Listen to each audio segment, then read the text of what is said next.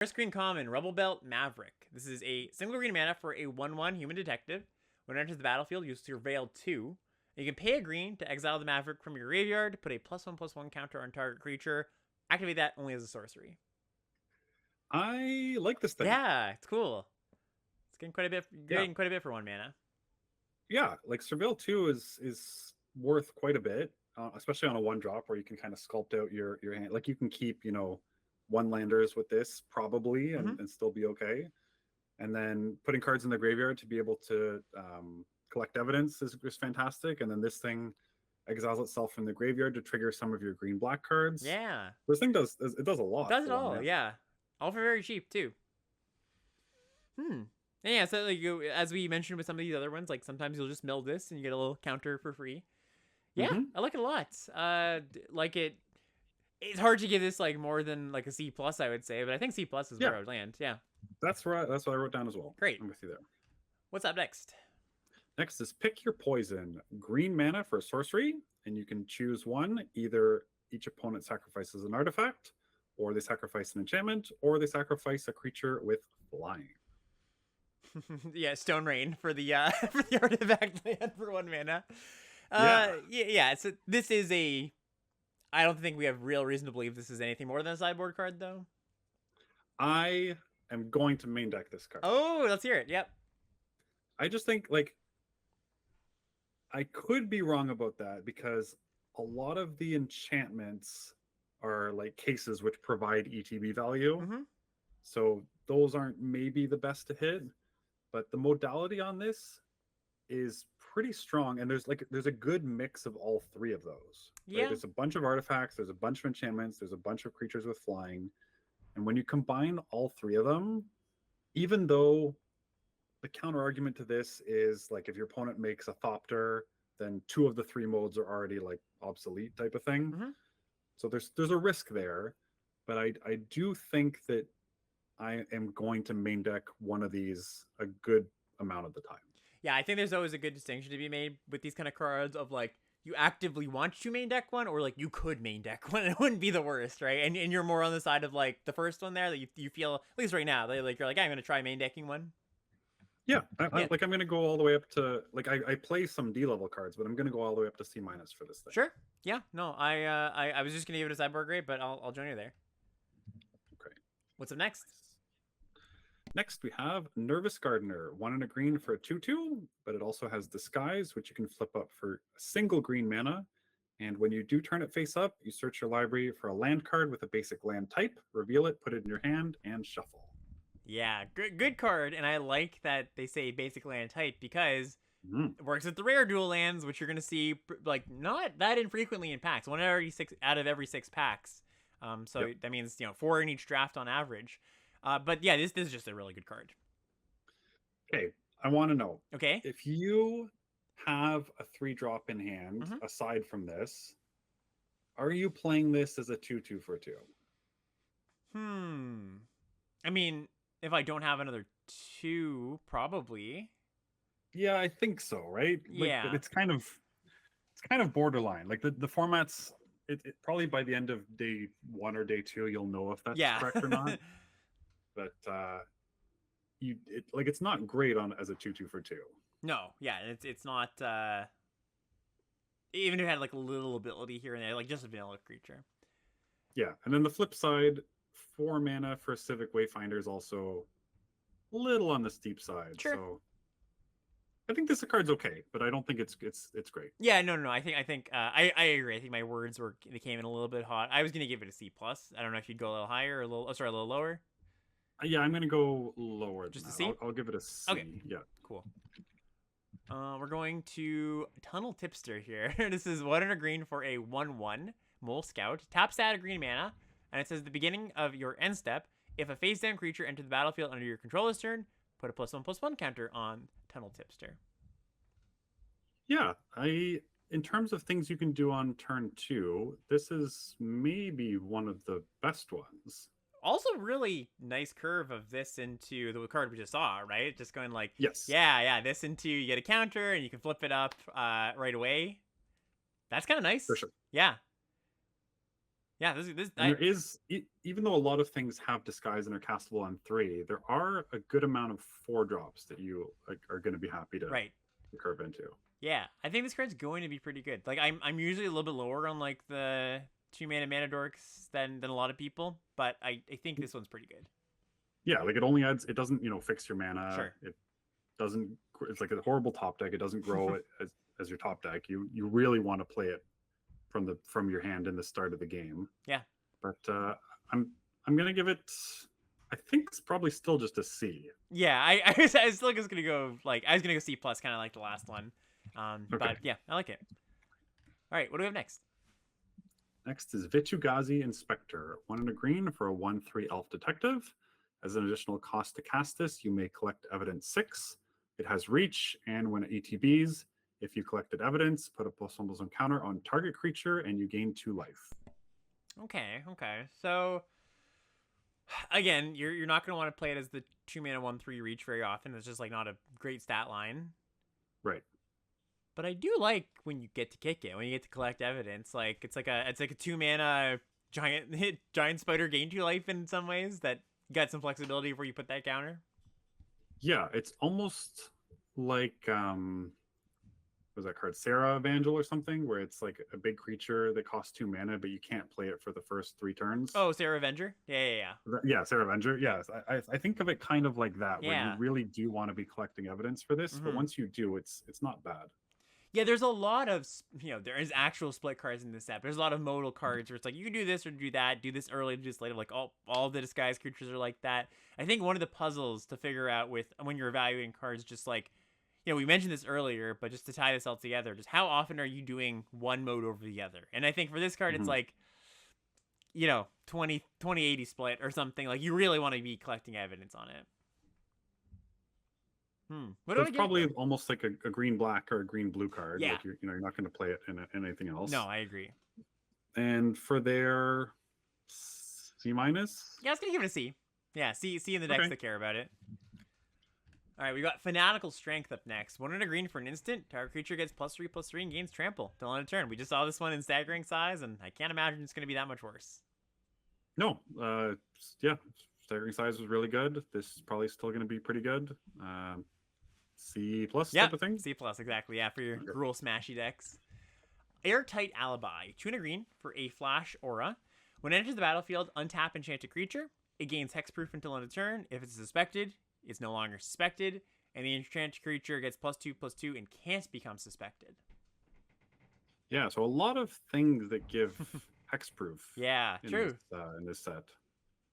So worth, things can't be countered, but they can be turned off with hexproof. Hexproofed, yeah. Yeah, this one just seems whatever, right? It's not particularly exciting. I don't know. It's not bad. Yeah, the 3-mana, we see this a lot. 3-mana +2/+2 flash aura. And this is reasonable upside. Like, hexproof, you know what? You're right. Hexproof and untap. And untap. Yeah. Those are 2 meaningful upsides. So I don't think it's, a great card, but... You often get 2 mana +2/+2 on tap, but you don't leave anything behind, right? So one extra mana to leave +2/+2 on this is probably worth it. And like I mentioned at the very beginning of the show here, all your ward creatures play nicely with these combat tricks, with these auras. Or sorry, all your disguise creatures because they have ward. Okay, yeah, no, you talked me up on it a little bit. Still can't be too kind of high on this kind of card, but like a D+, maybe C-. Yeah, I wrote C-. Okay, yeah. I will join you there. Chat does not agree with us, but that's okay. Okay. Oh, Slime Against Humanity. 2 and a green for a sorcery. Create a 0/0 ooze token with trample. Put X +1/+1 counters on it, where X is 2 plus the total number of cards you own in exile and in your graveyard that are oozes or are named Slime Against Humanity. A deck can have any number of cards named Slime Against Humanity. Yeah, it'd be nice if it counted oozes in play too. So if you kept your ooze around, the next one would be a 4/4. I think that'd be kind of neat. Or if it started as a 3/3, starting as a 2/2 for the first one's really kind of rough. Although probably a little too good at that point. Yeah, I think a 2/2 into a 4/4 trample is reasonable, but as I said, you're only gonna get 2.6 of these per draft. Right. In the entire pod, so it's pretty bad. Yeah, and it's the unfortunate thing is like number one, this is kind of like a cool thing to do, so people are just gonna like snipe them sometimes, and also these kind of cards, like this is a very odd aside, but these kind of like you can have any number of cards in your deck. Cards tend to be expensive because they go in commander decks. Like people really like them. So if you're drafting a paper at your local game store, like people are just gonna snap these up sometimes. Like you're not even just gonna get it like last pick if you're the guy doing this. So yeah, I don't think this is great. Unfortunately, I think do you want to? I was gonna go F, but maybe talk me up on a little bit. No, I'll let you stick your F, and I'll join you there. Great. All right. What do we have next? They went this way. 2 and a green for a sorcery. Search your library for a basic land card. Put it onto the battlefield tapped. Then shuffle and investigate. So this is a 2-for-1. Yeah, kind of like it's what Weirding Wood, Wilding Wood, whatever it was. Yeah. Although that one didn't lock you in to what you're casting. Was better than this. Yeah. Right. Like this, you have to include a basic of the type that you don't really want to include. Yep. And you can't use the mana right away. Like you can't, if you have 4 mana, you can't play this and then crack your clue. And it's not like there's like awesome 5s or anything, right? Like you're gonna want to like play Disguise Creature a lot. Yeah, it's definitely better than most like Rampant Growths, but I think this is still gonna be a D. Yeah, I'm with you on D. Cool. Lockshot Eedropper, 3 and a green for a 3/3 detective. When it enters the battlefield, it investigates. And whenever you draw your second card each turn, it gets +1/+1 and gains vigilance until end of turn. Ooh. Yeah, that's a nice threat of activation. Yeah. Like you don't. You won't get the vigilance if you're doing it mid-combat. It won't matter. But having the optionality of either doing it pre-combat, mid-combat, or not at all is making this thing better than it looks. Yeah. Also, we've been kind of, I know myself and some other people have been kind of lamenting the fact that green doesn't get good value creatures at common, but this is a good one. This is an actual good one. We're not talking like Sorrel's Packmate level, but it's still good. Yeah. C+? Yeah, C+. Nice. Yeah, okay. Bite Down on Crime, 3 and a green for a sorcery. As an additional cost to cast the spell, you can collect evidence 6. The spell costs 2 less to cast if evidence was collected. Target creature you control gets +2/+0 until end of turn. It deals damage equal to its power to target creature you don't control. I really don't like this card. Yeah, no, same. Clunky, like... Yeah, 4 mana leaves nothing behind. Like, not what I want to be doing. And like the additional power, we talked about this. Creatures are trading anyways. You don't need the extra power. You need something left behind, basically. It also, like... The first part here, collect evidence 6. That's a lot. That eats into your other evidence cards that you could be collecting evidence for, and the upside's like not even that great. Like you're just getting a mana discount. Like I think this could cost 1 less mana on its face, and still be printed. Right? No, totally agree. Yeah. And that's a really bad sign. Ooh, D plus. Yeah, I think so. Okay. Yeah. Yeah, probably D plus. Yeah, I'm gonna go D plus. You'll need to include some amount of removal in a green every once in a while, but yeah. Vengeful Creeper. This is a 4 and a green 5/5 with disguise for 5 and a green 6 mana. When Vengeful Creeper is turned face up, destroy target artifact or enchantment opponent controls. Yeah, so similar to Pick Your Poison, I just think that text is going to be relevant in this set. Yeah. So I'm not that down on this thing. No, me too. I don't think it's like a top common or anything, but I would give it a C-. Yeah. Okay. Yeah. Sweet. All right, last green common here, Topiary Panther. This is one that fills in some pieces of the puzzle. This is 4 green for a 6/5. It's got trample and basic land cycling for 1 and a green. The only land cycler in the set, I believe, at least at common or uncommon, and it goes and gets any land, unlike the ones we've seen recently where they go get the one of their color. This just fixes you for whatever you want. Yeah, so this got spoiled fairly early, and then collect evidence, with collect evidence 6 cards being everywhere. People are like, oh, this is the way you collect evidence 6. Yeah. But I'm not that excited about this. No, right? Like, exactly. It's like, oh, you get that light bulb moment. You're like, oh, it's for collecting evidence. But it's still a little bit weird because, like, 2 mana, as we know, 2 mana cycling is way worse than 1 mana. Like, you're not going to monocycle it on 2 very often. And then where, you maybe fit it in somewhere else. But yeah, it just like is a little bit too clunky for on all the little spots. Like the land cycling, if that was reduced or maybe had some other ability. Don't hate it, but it's not. I don't think it's like This is the thing. No, but well, you know what? I'll write down my grade, Yeah. and then I'll have you tell me what your grade is. I was gonna give it a C. I do think there are some C? decks that are gonna appreciate both the cycling and the evidence, and it does that pretty well. But I don't think this is just like a generically good green card. I had written down D plus. Ooh. I'm wondering if that's too harsh. I will chicken out and go to C minus. Okay. We'll remember it. We'll remember that you chickened out, but then give it a D plus. Yeah. All right, moving on to uncommons here. Hedge Whisper, single green mana for a elf druid detective. It's an 0/3, and it says you may choose not to untap Hedge Whisper during your untap step. And it's got an ability: 3 and a green, tap it, collects evidence 4. Target land you control becomes a 5/5 green plant board creature token with haste. For as long as Hedge Whisper remains tapped, it's still a land. You can only activate this as a sorcery. I like this thing. Yeah, me too. Blocks well early. Yeah, 1 mana 0/3. Now we're talking. Yeah, and then just like they, obviously just they have to kill this. They don't have to keep killing 5/5s. But if you just keep sending 5/5s in and they don't have removal spells, they have to contend with them. They'll have to block at some point, and then you can just do it again. So yeah, nice little card. Still not going to go too crazy with this. No, same. Does it make it into the B minus range? No, I was just gonna give it a C, honestly. Like not even a C plus. A C? Yeah. I'll go C plus. Okay. I like this more than this a C. Cool. Get a leg up. Single green mana for an instant. Until end of turn, target creature you control gets +1/+1 for each creature you control and gains reach. Yeah, I just don't think there's going to be wide boards in this set. I'm not high on this thing.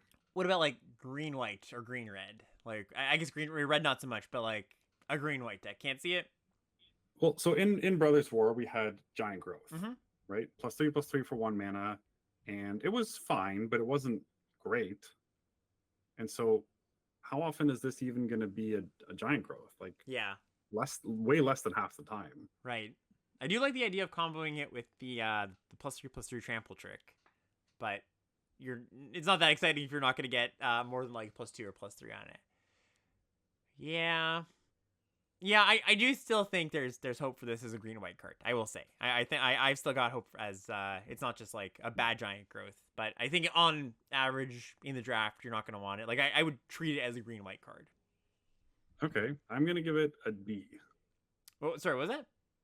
A D. A D, yeah. Okay, I will give it a synergy C plus because like I said, I do imagine there are decks that this is going to be good for, just not every deck.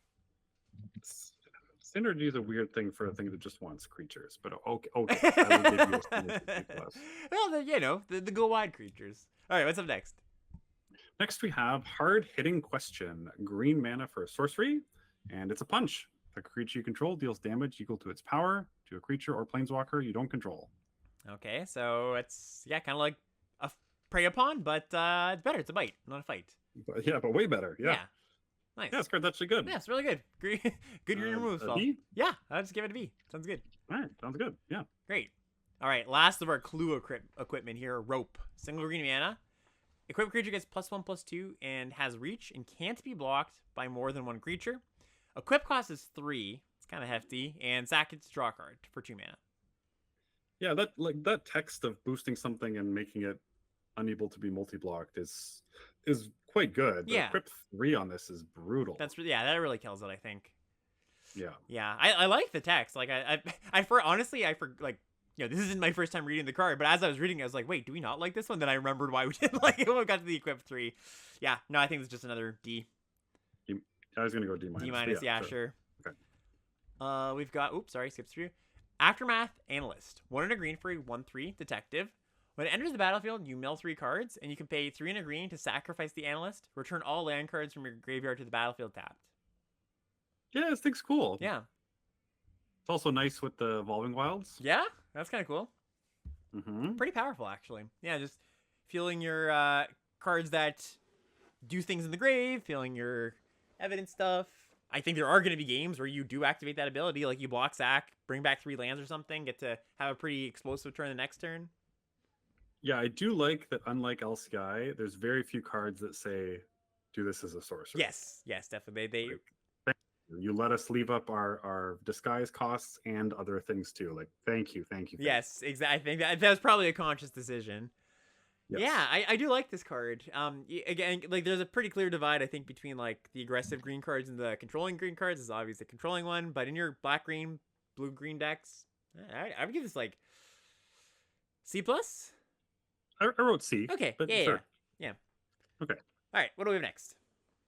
Flourishing Bloomkin, 1 and a green for a 0/0. It gets +1/+1 for each forest you control, and disguise for 4 and a green. When it's turned face up, search your library for up to 2 forest cards and reveal them. Put one of them onto the battlefield tapped and the other in your hand, then shuffle.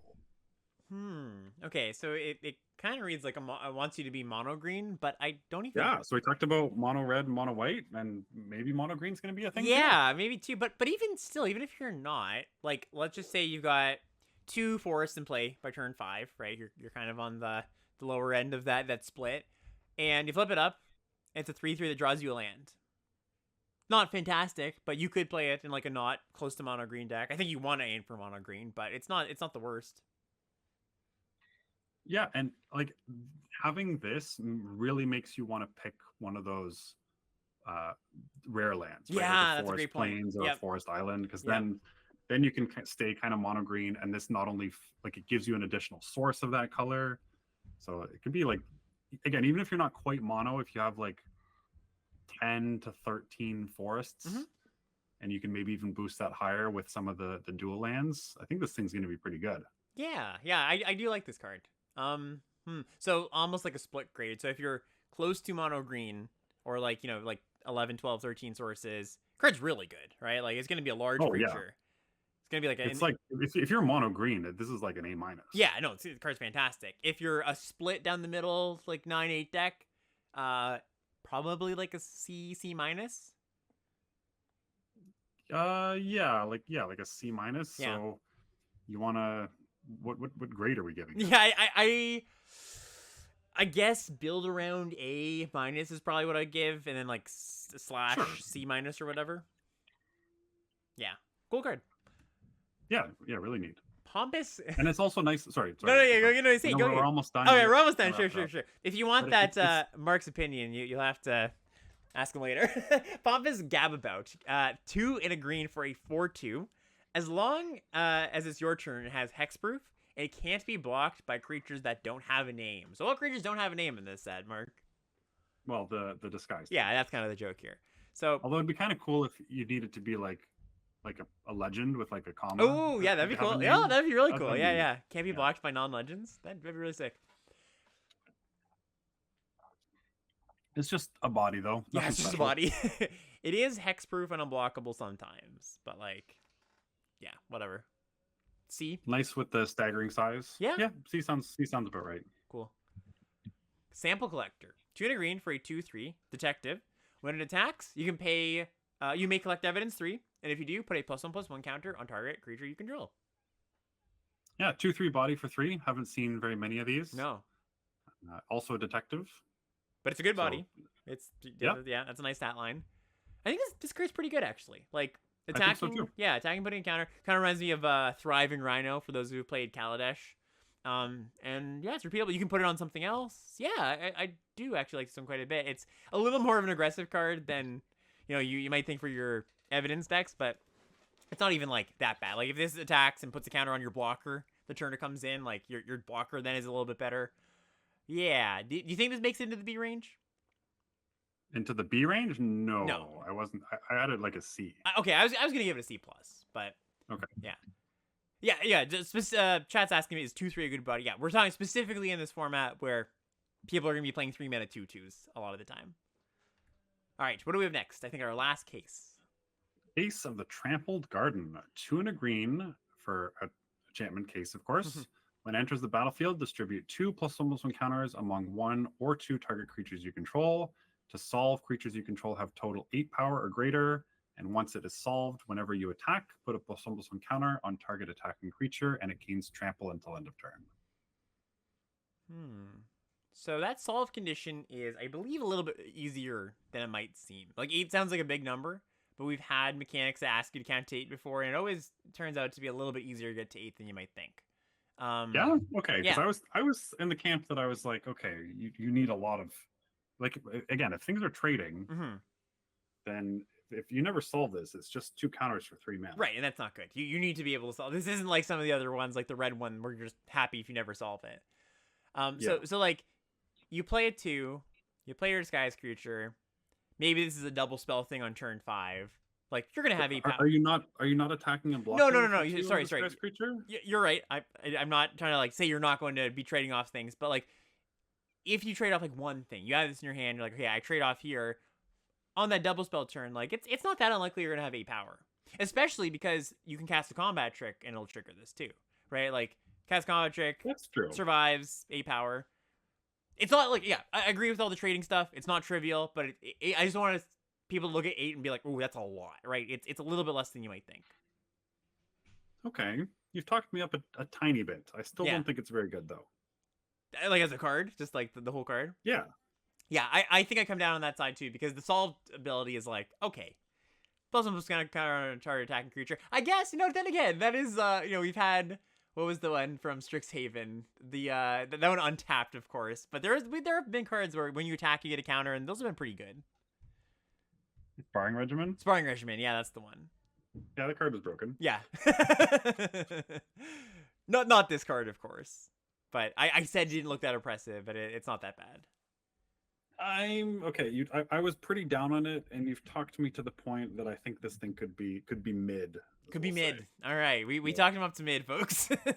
I'm gonna give this one a C. Okay. All right. I'll go C- just to stay lower than you for the record. Great. Okay, sounds good. Greenbelt Radical, 3 and a green for a 4/4. It's got disguise for 5 green. When it's turn face up, you put a +1/+1 counter on each creature you control, and creatures you control gain trample until end of turn. Yeah, so nice modality on this. Yeah. 2/2 for 3 ward, and then 4/4 for 4, or like win the game basically. Yeah. That's gonna be a lot of power and toughness coming at your opponent. This mythical green I think white this deck thing might be like a B-. Are you up there or not quite that high? Yeah, I'm not quite up there. Like, it's kind of fun. I thought you were actually gonna talk me down on it because of the whole like things are trading off thing. But this alone being like a 5/5 trampler after you undisguise it is kind of nice, and you're gonna get obviously a few other counters here and there. Even if you're putting it on like 2 other creatures, it's pretty good. So I was just gonna give it a C+, but I could see it being in the B range. Yeah. Chalk Outline. Here's one that kind of maybe saves the evidence archetype. This is 3 and a green for a enchantment. Whenever 1 or more creatures leave your graveyard, create a 2/2 white and blue detective creature token and then investigate. So another one of these cards that you really need to trigger it twice to feel like you're doing it. Yeah. But if you do, it's pretty good. And it's like, it's so close to feeling like when you trigger it once, it's not that bad. Because like 2/2 investigate, that's not quite. But it's not going to be the. Yeah, it's not going to be the turn you play. Yeah, exactly. Issue, right? Yeah. It's not going to quite be worth 4 mana, also for just one time. Like I think there's a deck where I could see playing this. So for that reason, I think I'm going to give it a D+. Yeah. I want to like the card. I really do. We've had a lot of cards today. I was like, I want to like this card. I really do. But just taking turn 4 off is so bad. And and you really have to guarantee that when you untap with it, you get 1 or 2 triggers off of it. And that's just going to be hard to do. And it does need to be creature cards. Right. Yeah. No, great point too. Can't do the the split card, put that in the graveyard kind of thing. Ah, geez. Yeah. I wanted, my heart wants to give it like a build around B or something. It's nowhere close to that though. No. Build around C-? Like, can we give it that even? Sure. Okay. Or like what were you gonna give it if I didn't say anything? Like I'm somewhere between D and D+. Okay. Yeah, and again, just like for counts of things to trigger this, you need like 8+, and that's like a minimum, I would say. Yeah. I'm gonna go to D. I'm gonna go on the D side of things. All right, cool. Culvert Ambusher, 3 green for a 4/5. When it enters the battlefield or is turned face up, target creature blocks this turn if able. Disguise 4 and a green. Yeah, so we've seen a lot of these 5 drops have disguise 5 as well, and I think with most of them you want to be hard casting them. unless you don't have a 3-drop to play. Mhm. But if you do hard cast this, it's not bad.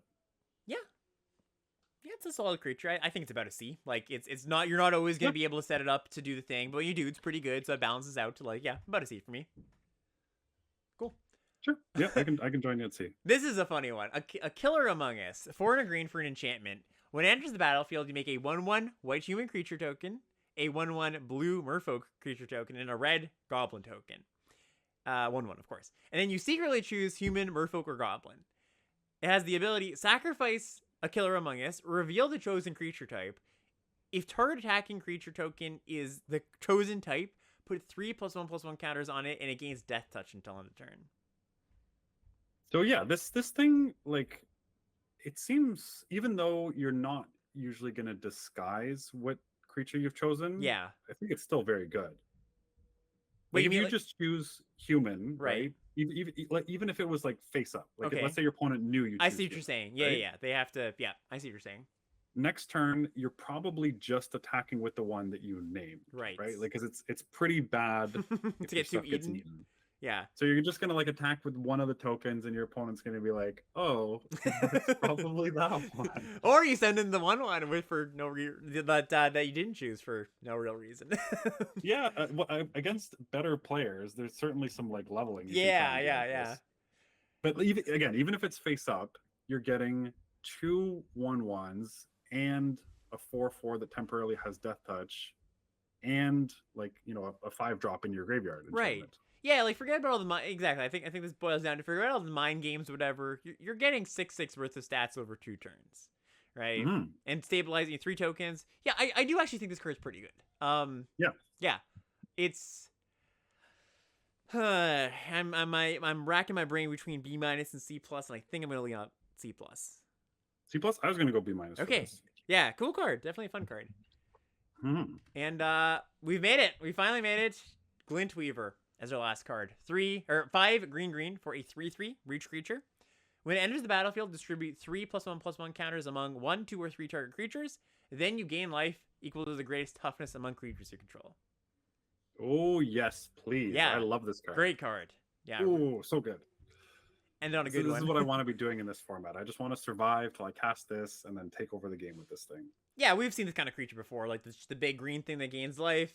Sometimes they're 6 mana, sometimes they're 7 mana, and they're almost always great. Like they're just, this is your top end you want. Like they've really solved it with the green defensive creatures, the big ones. Like just come in and gain a bunch of life, and the modality on this is nice too. So yeah, you want to give Glint Weaver a B? I could be talked up to B. Yeah, I think like it's just gonna win the game on 7 mana a lot, which is what you want. Yeah. Chat saying, aren't they always 6 mana? Usually, the ones in 7 mana live in uncommon usually, and they'll be like, there was the one from Dominaria, like 7/7 trample, gain 7. There was the one from Crimson Vow, which is this 7/6 that like had trample and did some stuff and gained life. So they've had this kind of thing before, and I think it's pretty good. Yeah. Okay. Well, thoughts on green, and then thoughts on the commons and uncommons, and we'll call it a day. Yeah, so green has a lot of ways to splash, which we've seen, right? Like there's the gardener, which fetches a land. Mm-hmm. There's the sorcery that gets a land of any type. There's a few ways to kind of splash and reach out a little bit. So I do think that if you end up green, you're more likely to be able to play more of the busted rares. Mm-hmm. So it gives me some hope for green, as I guess what I'm trying to say. Yeah, we don't like to call it too early. Like, if you're listening to the set review, and we didn't say this at the beginning, but I will say as a closing statement, set reviews, in my mind, the number one thing you get from them is learning the cards, kind of just calibrating you to a general sense of power level. We're not claiming we're 100% right on all these granular, like, things are going to change. What we think are the best colors and worst colors, that might change. It's just our initial impressions. And like you said, I do think after looking at it all, talking with you, red and white kind of are the good, generically good colors, and the other 3 kind of like wait and see. And that's going to be something that as we go on in the format, we saw this with Ixalan too. Sure, week 1 and 2 of the format, people are going to underrate the good cards. You're going to get busted red-white decks. As the format goes on, people pick up on it, and yeah, things tend to adjust. But we'll see. Yeah. Anything else that I didn't cover there that you want to talk about with the whole set? Yeah. I want to echo that even some more. The first 2 weeks, you are probably going to get run over by aggro decks. Mm-hmm. But if I can say one really positive thing about this set, it's that when I was doing my archetypes, nothing looked like just stone terrible. Right. I agree Whereas with that. in previous sets, there's been like one where I'm like, this archetype just doesn't do anything. So hopefully that's like a now constant thing with play boosters, where you have some options and not just like color pairs, but kind of I do think color pairs some of them will have different options for how you want to build them. Mm-hmm. And so looking forward to kind of figuring that out, and we'll get to dive in next week. Sweet. Yeah, well, tomorrow we'll be back for the rares, mythics, and the list, and special guests, of course. If you are just watching this, you're on Twitch right now, you can find this on the Limited Level Ups podcast feed. You can also find this on the Limited Level Ups YouTube channel. It'll be going up a little bit later tonight, probably expected in like 3-4 hours, about that. And if you are looking for the rares and mythics, like I said, we'll be back here tomorrow, and then you'll see those on the podcast feed and the YouTube tomorrow. Yeah, Mark, once again, as always, I very much enjoy your company. Obviously you have great ideas, and I love doing this with you. So we'll join us tomorrow. We'll be doing the same thing. Okay, thanks for having me. We'll see you tomorrow. Yeah, bye everybody.